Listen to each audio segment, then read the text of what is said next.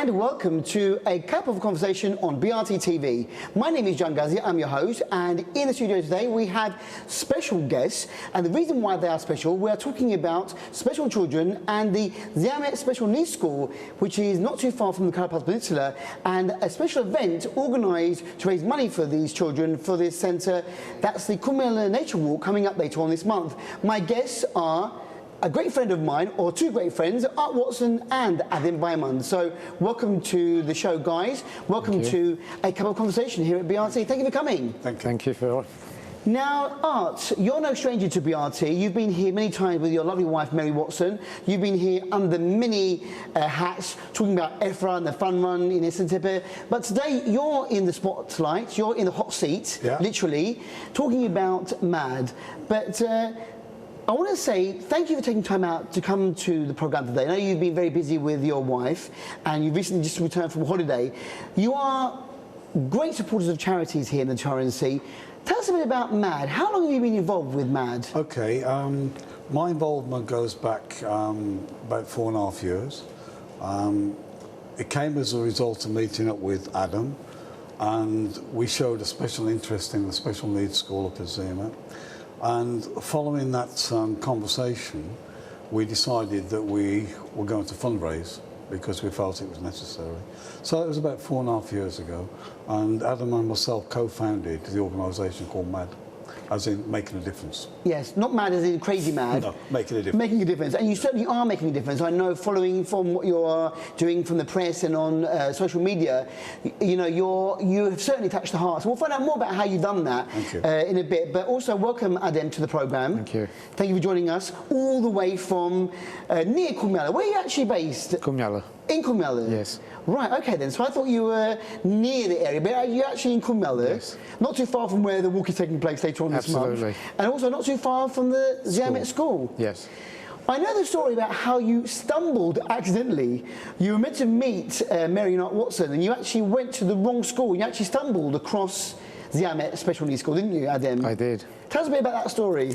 At the time, in 2015, I was working with Mary and John Graham of the Little Society of Kyrenia, and we were due to have a meeting at the primary school. As I only lived 5–10 minutes away, I said, I'll meet you at the school. Having never been there before, I went to the school and I was driving around trying to find a school, came across this school, and when I pulled up, there was this gentleman standing outside with this little boy, and it's looking at me really funny, and I walked up to him and I said to him, my name's Adem Bayman and I have a meeting here at the school. And he said to me in Turkish, no meeting here. And I just found the whole situation really strange, that he didn't know who I was, and I turned up dressed as I am today in this small village. Anyway, cut a long story short, actually what had happened was that, unbeknown to me, there were two schools in the village. There was the primary school and the special needs school. Obviously, I now had to explain to this gentleman that I've come to the wrong school. But having seen what I had seen, I was so touched by what I saw, I made a commitment to the headmaster that I would come back one day and help the school and these children. And that's how it basically began. So a little mistake on your behalf turned out to be a very good thing in the long run, because you wouldn't have known about that school had you gone to the normal primary school that you should have gone to. No. And living in the area, you never knew, you never heard about the Ziamet Special Needs School at all before. Not only did I not know, because I was a newcomer to the area, but people in the villages, most of them didn't even know that there was a special needs school. At that point, Adem, how many students were actually attending that school on a regular basis? Do you know how many there were at that time, roughly? There was probably about 4 or 5 children. That's all then? That was all. 4 or 5 children with special needs, either mental or physical disabilities? Both. And so that's how it all began. You decided, you made that promise to the headmaster then that I'll be back, and you kept your promise. And over the years, it's grown bigger and bigger. You've got more and more support. So, Art, when did you first go to the school? I mean, after Adem stumbled on it, how did you get introduced to the school? Did you go for a meeting there? I had a phone call from Adem, and we met up with John Graham on the same day, myself and Mary. And we sat down, and as I previously mentioned, we felt it was really, really important and necessary to help these children. There's a little bit of education going on at the time, but the classrooms and the atmosphere of the school just lacked sort of warmth and, you know, the normal atmosphere that you get in a school occupied by children. And it was blatantly obvious at the time as well that there was no play facilities, either inside the school or outside of the school. So our first project really was to improve that situation. So we went about the task of doing that, and then we organised and set up the first Comyali Nature Walk, which raised sufficient funds to open up an external playground together with support from another group, an internal playground as well. And then from there, everything started to snowball. It has been an amazing journey for you guys, because you've seen the school develop and the children develop because of what they've been given by your generosity and the generosity of the public here in the Tyrone Sea and elsewhere around the world. Because I know that, you know, you have support from the UK in particular. But the first major thing was, as you said, the external playground, which I believe, is it true that it's especially adapted playground for children, like let's say a wider swing for children who need to go on with a wheelchair, and in fact it's actually a playground that you can dismantle and maybe transport somewhere else in the future if the needs be? Yes, you can. Was it easy getting this external playground up and running? I mean, how long did it take from the initial thought to getting the playground complete? Well, the hardest thing was to find a company who actually could provide this specialist equipment, and most of it came from Turkey, although it's obviously sold here. So that was our hardest, the difficulty that we had. But having come across the company, they were very good. They came down, they had a look at the playground, and it's not a big playground. And as we said, because of the need for wheelchair access, etc., we were very limited into how much equipment we could actually put within a certain area. Yeah. But they sat down with us and designed it and set it out the way that we could do it, and obviously to budget, because that was going to be the big thing, because this equipment is very expensive, as you can imagine. Was it really, really important for the children to have an external playground? Tell us how important it was for them, because people might think, well, you know, a playground, the kids are there, 4 or 5 kids in the school. Was it worth all that effort bringing equipment from Turkey? But of course it was worth it. I'm just being a bit silly now asking this, but tell us what a difference it made to the children when they had that playground. Well, to put it simply, before the equipment was even complete, they were already on it. Yeah. And that's really... They couldn't wait. They couldn't wait. They couldn't wait. In fact, the installers ended up being there with the children, playing with them as they were putting it together. And I mean, ever since it's gone in, it's been used every day. Yeah. Because before they had no area to play. No. And with the good weather, they should be outside, really not cooped up inside all day long. Absolutely. So it really was a very, very positive first initial step in supporting the school. I know, speaking with you guys off air and now on the programme, that it's quite emotional to see these children, and whoever meets these children fall in love with them. I know that you've had many social events, you've organised parties for the children, you've taken the children on picnics and to the beach, to the sea, things that they've never done before. What was it like for you, seeing these children and helping them? I mean, it's so satisfying, because we've been associated now with the school for about 4 or 5 years, and we've seen the difference, the way the children have developed in terms of their self-esteem and self-confidence. And some of the children, if you remember, had never left the village. On the very first event that we did, we invited them to the Essence Epic Fun Run and Ramble, because we wanted them to feel part of that and to enjoy an experience that normal kids would enjoy. Some of the children were that traumatised before they got on the coach. They couldn't get on the coach because they'd never been out of the village. Yeah. So when we reflect back and see what the events have done to help build their confidence, and more importantly as well, to see the effect that it's had on their parents, because initially it wasn't easy, because I don't speak English. I'm Turkish, rather. I don't speak English half the time, but I speak Turkish. So, you know, we had to build up trust. We had to build up the trust and confidence of the children together with the parents. And as we started to go through the various events, introducing them to Father Christmas, we had a Father Christmas party, The Easter Bunny Party, we introduced them to bonfire night and sparklers. Never seen sparklers.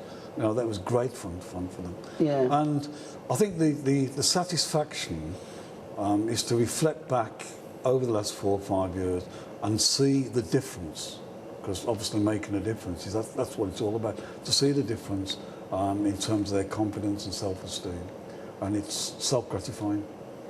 It is amazing. I've followed your journey over the years, and it has been an incredible journey for everyone involved. Adam, what are the ages of the children there? Because obviously it's a school, and after 18 they are classed as adults. So is it a big range from how young to how old now? They can start from 4 or 5 years old up to 18.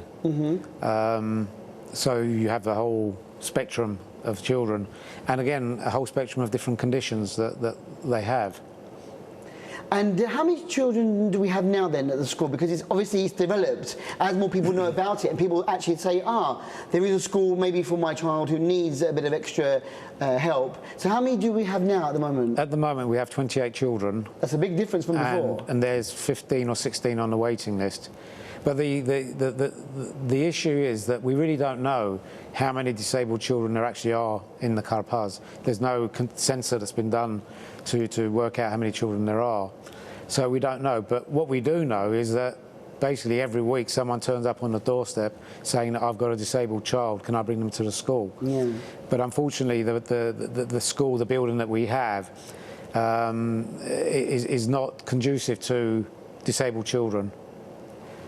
So really, in the future, maybe you need another building, or you'll need another extension to the building, or maybe another location. We can't build on the building because it's basically a house. Yeah. It was originally built for teachers who came over from Turkey and were teaching in the area in the Karpaz. Right. So it's a 2-story building where you've got children in wheelchairs, they can't go up and down stairs. So from that point of view, you're limited to how much of the building you can use. Yeah. But we've been talking about this for 4 years, about getting a different building, a single-story building. And that's something, again, that we as MAD are constantly looking at. Yeah. But it's not easy, as you know. Definitely not easy at all.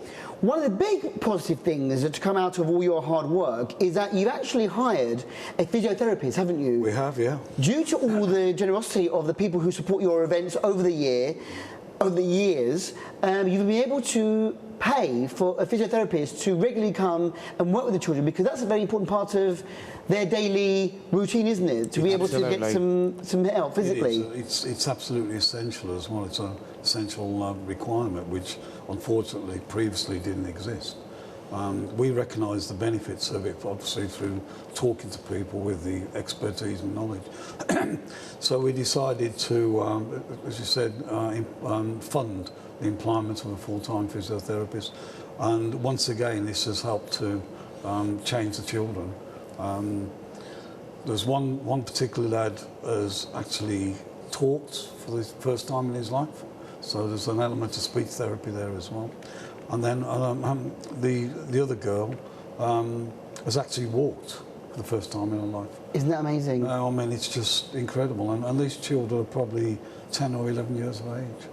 So the benefits of having a physiotherapist are fantastic. I'm sure the families are very grateful. It's not easy for a family to look after a disabled child, but for them to be able to see a difference and progress in a positive way must mean the world to them. So a little bit of support from us here in the TRNC or wherever you are watching from, a little bit of support goes a long way for the children at the Ziyamet Special Needs School. So how can you help now? And this is where we come in at the moment. The idea is to support these guys in the next major event, which is the Kumela Nature Walk. And this is for special children, as we've said before, taking place on Sunday, the 29th of September. So that's this Sunday coming up. Tell us a bit about this. Now, this is it the second or the third walk? It's a second walk. I think the first one was around about 2014. 15. 15. 15.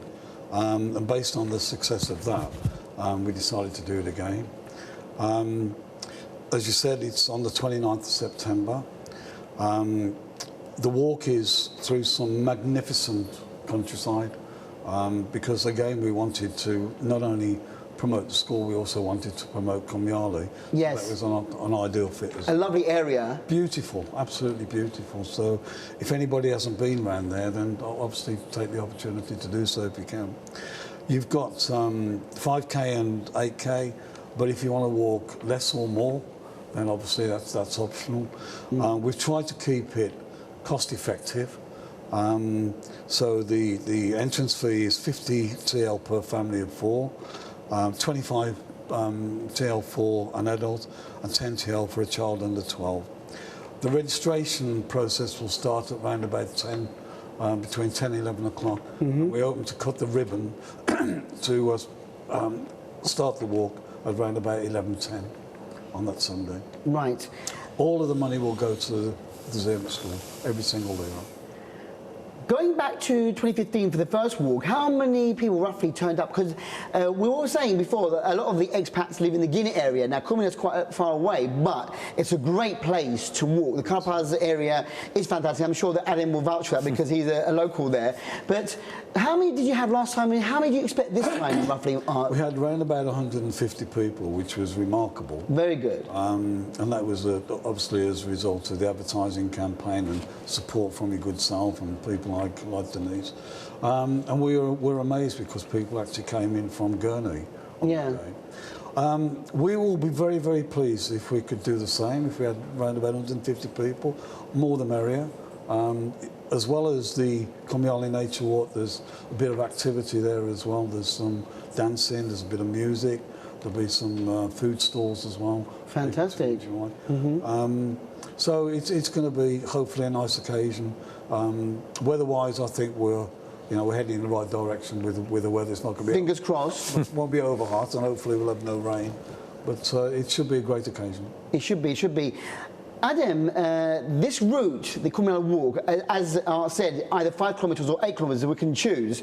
Is this walk a difficult walk? Is it quite easy? Do you have to be experienced to walk this, or is it something that anyone can do? No, I mean, it's moderate. There are some hilly parts, but as long as you're wearing the right shoes, you should be able to. Shoes. Yeah, walking shoes. And also, I mean, I would recommend that you wear trousers because obviously there's a lot of overgrowth.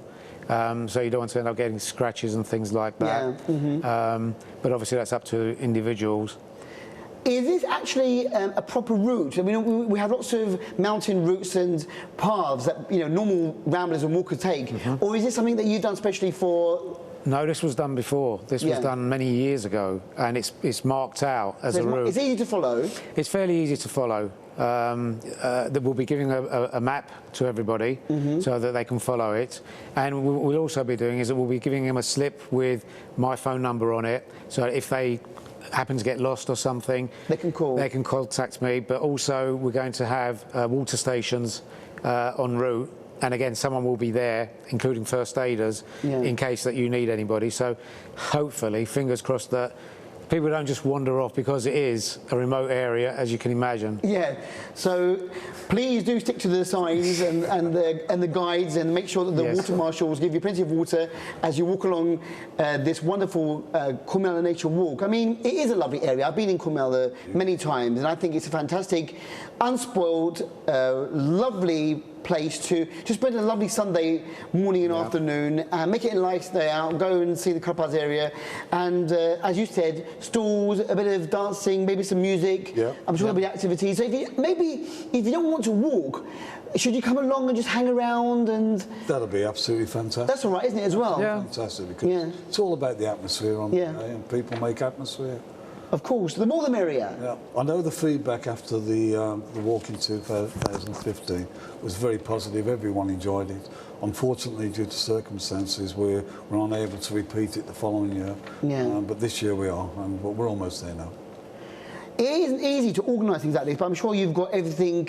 You are very well organised, and you've got all the years of EFRA experience behind you. So I'm sure this Kumyali Nature Walk will be fantastic. So they can go on the day. If they make the decision on the morning of the 29th of September, I'm going to go, come along, register between 10 and 11, and support this wonderful event. And they can bring their dogs as well if they want to. Absolutely ideal. Great way to walk the dog as well. Yeah, absolutely. With this money that you're going to raise now for this particular walk. Yeah. Do you have any other projects in line, or will this go to the physiotherapists that you're hiring it will still? guarantee the employment of the physiotherapist for at least 12 months, and that's really important to us, really important. And then we will, if we have any spare, then obviously we'll be sitting down with the school, because the school has just recently reopened. We'll be sitting down with the new head of the school to talk about other events and ways in which we can help not only the school but the children as well. So it's very important that we support you not just now but throughout the year with other various events. And I know that there are people, including Claire Lamb, who is a lovely lady behind the food and the cake stalls at the tabletop sales in Centerpin, Tatloso. And I know that every month they do a different charity, and they've often supported the Ziamet Special Needs School and MAD. So a big thank you to everyone involved with that. Absolutely. I mean, there are many people, I could spend half an hour running through their names, that over the last 5 years have supported us magnificently. And and some of the people have actually taken time out and visited the school, and it's just sort of enhanced their involvement. So we're very fortunate as an organisation. And I think off the top of my head now, and I obviously need to speak to our secretary, but I think over the last 5 years we've raised in the region of about 90,000 lira. Wow. Which is a considerable sum of money from such a small group. Yeah, a small group, and you're all volunteers. Yeah, absolutely. You're all doing this out of the kindness of your heart. No one's getting paid for any duty that you're doing at the moment. Adem, listening to your interview with Denise on the radio, and Mary was also part of the interview, she was saying that you had a graduation recently. One of the students graduated wearing the proper cap and the gown. What was that like for you guys, to see one of the children actually reach that level, obviously because of their age and everything, but to give them that opportunity to feel like, I've done something very important. What was it like for you guys? I think that for me personally, seeing him standing there with his gown, and he's just the one person in a hall full of parents and teachers, and the look on his face and the confidence that he had, I think said that everything that we've been doing is not only worthwhile, but it's something that we should continue to do. Yeah. It warms your heart, and it makes it all worthwhile, all the time that you've given up, you personally, to go around and to organise these events and to actually interact with these children as well, and to organise special days for them. It's all worthwhile because of the positive effect that you're having. The effect that it has on me, again, I can't speak for the others in the group. As I said, I live 5 minutes away from the school, so we're there nearly every week. Whereas originally, when I first went to that school, these children were absolutely horrified. You couldn't get anywhere near them. Now, when I go to the school, the kids are all over us. Yeah. They want to hold your hand, they want to kiss you, they want to hold you, they want to play. It was about building that confidence in themselves, because one day these children are going to be on their own. Their parents aren't going to live forever, and who will look after them? But yet through what we've been doing, we've been giving them the confidence to live life, however limited it is in their sphere. It's given them that confidence to be able to do it. And as you say, seeing him standing there and throwing his cap and a smile on his face, I think that was it. There was also a young girl, I think she'd be about 6 or 7 at the time, but maybe a little bit older than that. Our first experience of her was that she sat in a chair rocking and was screaming at the top of her voice. If you see that girl now, it is incredible. A few weeks ago, she went on stage and did a solo dance. Amazing. Absolutely amazing. And even though... Can't recognise her. Even though you said that there's a language barrier because you don't know Turkish, but you can communicate. You've got that rapport with them as well, haven't you? It doesn't matter if you know Turkish or English. No. A smile means friendship to everyone, and just bringing them out of their shells and to say that they are running and cuddling and kissing you, they're just like any other normal child. Absolutely, and that's what MAD is about: is to try and make them as normal as possible. Yeah, because what is normal? Everyone is normal here. They're just special in their own special ways. Exactly. But every child deserves the best in life that they can be given, and you've given them that chance. So we're all invited to the Kumel, the nature walk, on the 29th of September. That's a Sunday. Before we do close and say our thank you to everyone, I know that you shared a poem on the radio, and I'd like for you to share that poem with us now. Of course. Adem, what is this poem about, Dave? Why have you chosen a poem? I've chosen this poem because I think it really says what we should all be doing, and not to think that we have to be this great big conglomerate to achieve things, that each one of us in a small way, it's like a ripple. You throw a stone into a stream, it starts off with one ripple and it gradually gets bigger and bigger. And I think that for us as MAD, that's how we started, and hopefully when we're gone, there'll be others there to continue the good work. I'm sure that you will leave a great legacy behind. I'm sure that people will continue to support you because you're doing a fantastic job. And that goes for most charities here in the Toronto. A lot of expats here get together with the locals and support. It could be, you know, a cats charity, it could be a children's charity, an animal charity, and everyone is doing their bit for whatever they want to support, but you've done a great job over the years. It's quite a new venture, being a member of MAD, like you say, 4 or 5 years, but I hope it will continue for many years to come. But can you please share that fantastic poem that you read out so well on the radio? This is a poem which was written by Robert F. Kennedy. Few will have the greatness to bend history itself, but each of us can work to change a small portion of events. It is from numberless diverse acts of courage and belief that human history is shaped. Each time a man stands up for an ideal, or acts to improve the lot of others, or strikes out against injustice, he sends forth a tiny ripple of hope, and crossing each other from a million different centres of energy, and daring those ripples build a current which can sweep down the mightiest walls of oppression and resistance. We are breaking down the walls, we are making a difference, and I think that everyone has got the idea now, we've said it so many times, that MAD, Making a Difference Group, is very, very important. So if you are inclined to go walking this Sunday, go to Kumelde, take your dogs with you if you have a dog or two, enjoy the fun with everyone there, and let's raise a little bit more money so that we can support these kids for this new academic year that's coming up now. Just open, as you said, just recently opening their doors to the new academic year, the kids there. If anyone wants to find out more, aside from coming along on the day, if they want to support you, you are on social media, you're on Facebook, aren't you? As MAD. Yeah. And also you have pages in Turkish and in English for the school. Yeah. Yes, we the do. Ziyamet Special Needs School, or the Ziyamet Özel Merkezi. That's right. Okay. And if anyone wants to speak to me personally, if they want to support or need any further information, I'm on 0548 8614 873. I'll be delighted to hear from them. I'm sure you'll be getting many phone calls, I hope, Hopefully. Art, with people wanting to support you. And also, after this walk, we've got the festive season coming up. Well, we're thinking about the festive season. Do we have a Christmas party or New Year party this year lined up yet? We would love to do that, and clearly we'll talk to the school in due course, because it's just wonderful to see the reaction of the children when they're opening their presents. Yeah. It's priceless. Absolutely priceless. So again, donations maybe of presents would be beneficial.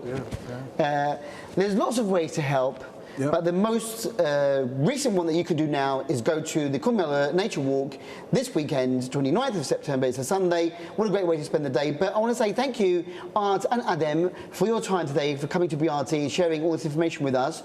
And thank you for all that you are doing now and all that you will do in the next few months, years, maybe decades even, who knows. As long as you're around, we're around as well, but thank you for And our thanks to everyone, and I mean everyone that's supported us. Yeah, including all the sponsors. Absolutely, there's a lot of people involved. A lot of people involved, so we're not mentioning any of the names, but everyone, you know who you are. If you've been sponsoring or supporting MAD over the years, well done, and keep up the good work, that's what I can say. But once again, guys, thank you for coming in, and hopefully see you again in the very near future. Thanks, Jan. Thanks a lot. Jan. And with that, we've come to the end of a cup of conversation with Art Watson and Adem Bayman. Thank you for watching, and hopefully you've enjoyed the show and you've been inspired to support MAD, Making a Difference. Until next week, take care and go well. Bye-bye.